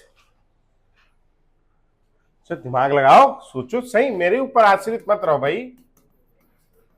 Titration of week आप लोग कर सकते हो, इतना अपने आप को कमजोर मत समझो, कर लोगे। वीक एसिड ले लो आप CH3COH, वीक बेस ले लो NH4OH। हाँ जी, at T is equal to 0 NaNH4OH add करेंगे अपन लोग ना, तो इधर आ गया लैम्डा, इधर आ गया वॉल्यूम ऑफ NH4OH एडेड। हाँ जी, T इक्वल टू 0 पे वॉल्यूम ऑफ NH4OH एडेड कितना होगा बोलो? 0 ml। वी हैव ओनली क्या? CH3COH विच इज कैसा इलेक्ट्रोलाइट? वीक इलेक्ट्रोलाइट होने के कारण लैम्डा कम होगा, ज्यादा होगा? कम होगा लैम्डा। समझ में आया? ग्राफ ऊपर से शुरू होगा नीचे से? नीचे से। बहुत बढ़िया। As time increases CH3COH plus NH4OH gives CH3CO minus NH4 plus H2O। पानी कोई काम का नहीं, NH4OH बूंद बूंद डाल रहे हैं, डालते ही खत्म हो जा रहा है। क्या हो रहा है बोलो? एसिटिक एसिड किस में कन्वर्ट हो रहा है? सोडियम एसीटेट में। ये कैसा इलेक्ट्रोलाइट है? Weak electrolyte. वीक इलेक्ट्रोलाइट किस में कन्वर्ट हो रहा है? ये सॉल्ट है, और सॉल्ट कैसे इलेक्ट्रोलाइट? ये आयन बन गया, देखो कैसा होगा? स्ट्रॉन्ग। तो स्ट्रॉन्ग इलेक्ट्रोलाइट। और आपका वीक इलेक्ट्रोलाइट काय में कन्वर्ट हो रहा है? Strong electrolyte. और स्ट्रॉन्ग इलेक्ट्रोलाइट में कन्वर्ट होने के कारण बोलो क्या होगा? लैम्डा बढ़ेगा। इसीलिए ग्राफ नीचे से किधर जाएगा बेटा? ऊपर। समझ में आ गया? चलो, at end point end point पे क्या होगा? दोनों खत्म। वी हैव ओनली क्या? CH3CO माइनस और NH4 plus. After end point, ये वाला मस्त है। आफ्टर एंड पॉइंट, बाप रे ऐसी चल रहा है, चालू ही नहीं हुआ लग रहा। आफ्टर एंड पॉइंट, हाँ जी। लेकिन किसी को नींद नहीं आ रही, कल से एसी बंद करके पढ़ाएंगे। चलो, after end point CH3CO minus और NH4 प्लस। ये और बन सकता है क्या एंड पॉइंट के बाद? बोलो नहीं। क्यों नहीं बन सकता? खत्म हो गया है ना, ये कांस्टेंट हो गया। और क्या होगा? एंड पॉइंट के बाद हम लोग NH4OH बूंद बूंद डाल रहे हैं, तो धीरे धीरे NH4OH क्या होगा? बढ़ने लगेगा। NH4OH कैसा इलेक्ट्रोलाइट है? स्ट्रॉन्ग है, वीक है? वीक इलेक्ट्रोलाइट है। और वीक इलेक्ट्रोलाइट के बढ़ने के कारण कंडक्टेंस बढ़ेगी, लेकिन बहुत धीमे धीमे बढ़ेगी, ऑलमोस्ट कांस्टेंट। समझ में आया? तो जहां पर स्लोप चेंज हो रहा है आपका, ये जगह क्या बन जाएगी? And point. समझ में आया भैया? ठीक, कर लोगे? चलो, तो ये हो गया अपना। ये जहां ये लिख लोगे, अगले पेज से, साफ सुथरे पेज से हेडिंग डाल देना केमिकल काइनेटिक्स। मैं बोला था आज हेडिंग डलवा दूंगा करके, तो मैंने डलवा दी हेडिंग आपको, है ना। होमवर्क रहेगा आपका पेज नंबर लिख लो 147 में क्वेश्चन नंबर 83 से 86। 147 में 83 से 86 जेई वाले करेंगे बच्चे, बाय वाले को करने की जरूरत नहीं है। 83 से 86, ठीक। 83 से 86 पेज नंबर 147। समझ आ गया सबको? चलो भैया, आज के लिए छुट्टी, अगली क्लास में नया चैप्टर चालू करेंगे।